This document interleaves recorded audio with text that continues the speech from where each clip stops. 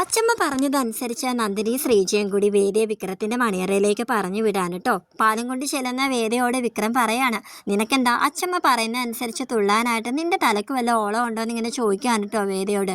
വേദ അപ്പോൾ പറയാണ്, അത് പിന്നെ നമ്മൾ ഇവിടുന്ന് പോകുന്നത് വരെ അച്ചമ്മ പറയുന്നത് കേൾക്കാതിരിക്കാൻ നിവർത്തിയില്ല എന്നിങ്ങനെ പറയുന്നുണ്ട് കേട്ടോ.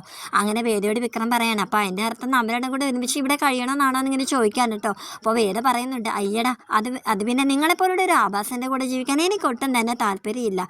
ഞാൻ താഴെ കിടക്കുന്നതെന്ന് പറഞ്ഞാൽ അവളങ്ങനെ താഴത്ത് ഇങ്ങനെ കിടക്കാൻ കേട്ടോ. അപ്പോൾ അച്ചമ്മയാണെങ്കിൽ ഇവർ തമ്മിലുള്ള ആദ്യ രാത്രിയൊക്കെ ഇങ്ങനെ സ്വപ്നം കൊണ്ട് ഇങ്ങനെ ചിരിച്ചുകൊണ്ട് ഇങ്ങനെ നിൽക്കുകയാണ്. അപ്പോൾ വിക്രത്തിൻ്റെ അമ്മ അച്ചമ്മയോട് ചോദിക്കുന്നുണ്ട്, എന്താ അമ്മേന്ന് ഇങ്ങനെ ചോദിക്കുമ്പോഴത്തേക്കും ചിരിച്ചുകൊണ്ട് അച്ചമ്മ അകത്തോട്ട് കയറി പോവാണ് കേട്ടോ.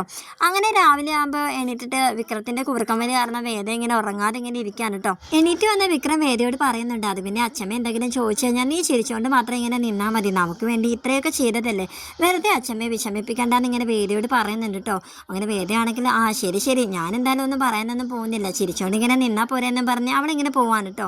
അച്ഛമ്മ വേദയെ വന്ന് കണ്ടിട്ട് പറയാണ്, എനിക്കറിയാം നീയും വിക്രവും തമ്മിലുള്ള പ്രണയ വിവാഹമൊന്നും അല്ലായിരുന്നു എന്നൊക്കെ എനിക്കറിയാം, എന്നിട്ട് ഞാൻ ഇങ്ങനെയൊക്കെ കാണിച്ചു കൂട്ടിയത് നീയും വിക്രവും തമ്മിൽ കൂടുതൽ അടുക്കാൻ വേണ്ടിയിട്ട് മാത്രമാണെന്ന് ഇങ്ങനെ പറയാൻ കേട്ടോ.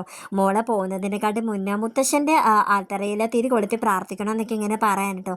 അങ്ങനെ എല്ലാവരും പോകാനായിട്ട് ഒരുങ്ങാൻ കേട്ടോ. അച്ഛമ്മയ്ക്കാണെങ്കിൽ എല്ലാവരും പോകുന്നതിൽ വലിയ സങ്കടമൊക്കെ ഉണ്ട്.